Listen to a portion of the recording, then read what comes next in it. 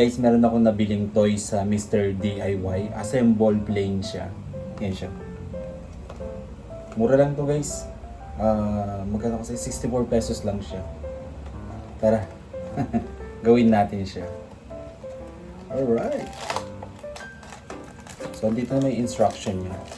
Tapos yung pinili kong kulay, ito. Anong kulay dito? Pink ba siya?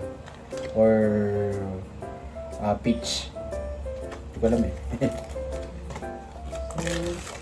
Yun siya. Binubuo siya.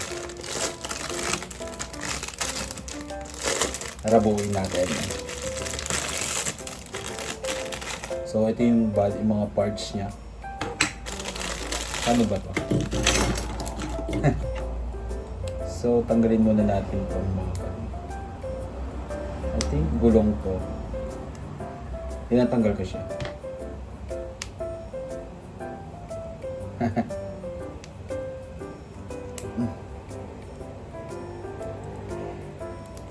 Ang hirap tanggalin. Ayun, tanggal ko na. Tapos itong next. Tapos yung mga screw. Ayun, may screw siya.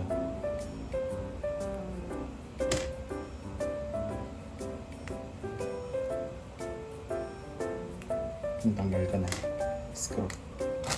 Tapos ito meron siya yung pangkuan, screwdriver. Tapos yung pinaka-wings niya. Yan. Tanggalin natin. Ito yung pinaka-kuan niya. Gulong ng plane. Tinatanggal din to guys. So yan, tanggal ko na siya. Hirap. Yun. So first step, instruction natin is okay. Dito may instruction niya guys.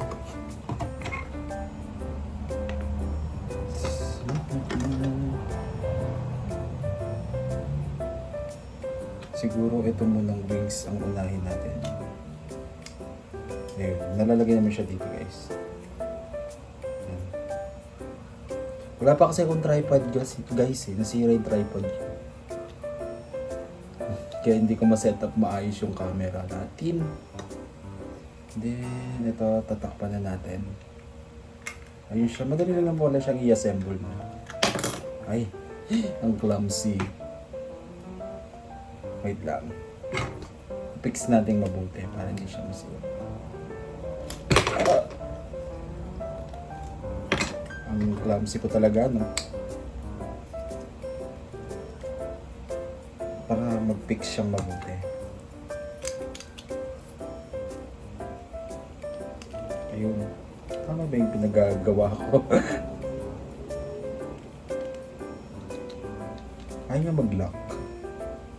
Pwede na siguro yun. Dahan-dahan na lang pagkapit. Eh? So yun ang mga pudi. Nalagay ko na yung pinaka-wings niya. Saka na itakip ko na to. Ito. Tawag yan. So lalagyan na natin siya ng screw. So yan.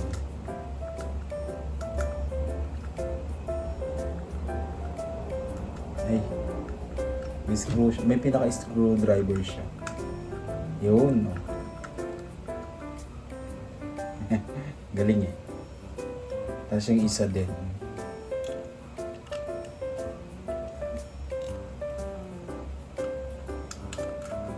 Yun o.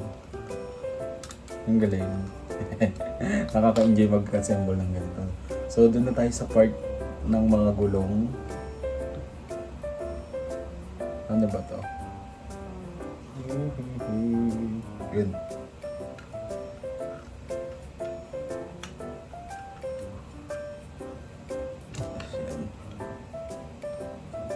Nabalik pa. Tama ba yung ginawa ko?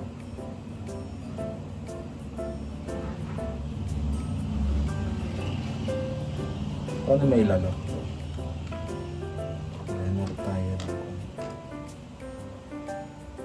Ba't may tornilyo pa dito? Saan to? Wait lang. Baka may iba pang parts na kulang. Wait lang guys. Pan pala guys, bibiglain pala siya para mag-fix siya. Para hindi matanggal yung pinaka gulong ng plane. Narinig niyo ba? Tutulak, imumog lang siyang ganun. Yung may puwersa. Ayun. See? Nalagay ko na yung gulong. And then ito, pinaka last part.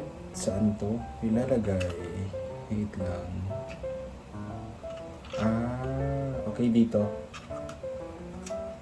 Yun. Mumove mo lang siya guys. Para mag-fit siya dun sa pinaka-coin niya. Tadan! Ayun na siya. So meron pang isang screw. Saan ko to ilalagay? Sa tingin ko extra lang to. Siguro lagay na lang natin dyan. Extra lang to. Extra lang to guys. Pero ito na yung kanya guys. Yung kanyang finish product. Ganyan siya. Ang cute. Bata yarn. Alright.